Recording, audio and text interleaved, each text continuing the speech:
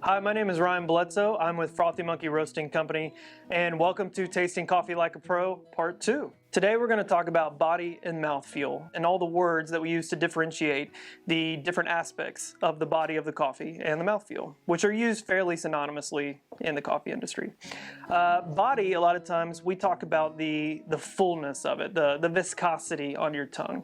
And a lot of times I'll use milk to describe how you're going to experience this. So compare whole milk versus skim milk.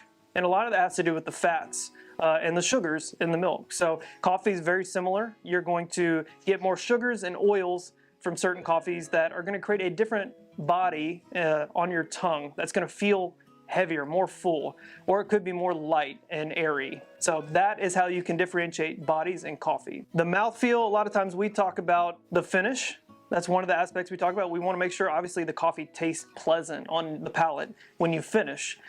When it's unpleasant, you'll know, but sometimes even the coffee can be just disappear. It could not have any finish because it's just too light and doesn't have enough body to it. We also talk about maybe the astringency of it. Is it in that unpleasantness? Like, is it just too intense in some flavor aspect, which is something we certainly want to take into account when we're tasting coffee. We also talk about the texture of the coffee. Some coffees could maybe be gritty, could be juicy, could be smooth. It really depends on your goal with what you're trying to achieve with the coffee, but think about that. Is it a smooth, easy drinking coffee? Is it juicy? Does it have a lot of acidity to it?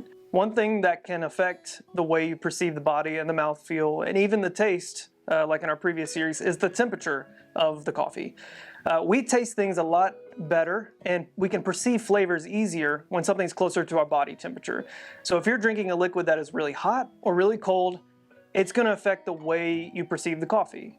Sometimes it can mask specific flavors and mouthfeels, and sometimes it can actually help it. If it's not a great coffee, sometimes the heat or the cold can actually kind of hide those unpleasant flavors. The body, the mouthfeel, the viscosity, the texture, the temperature, all of these things are going to help you taste coffee like a pro and just have a better idea of the quality of the cup of coffee you have.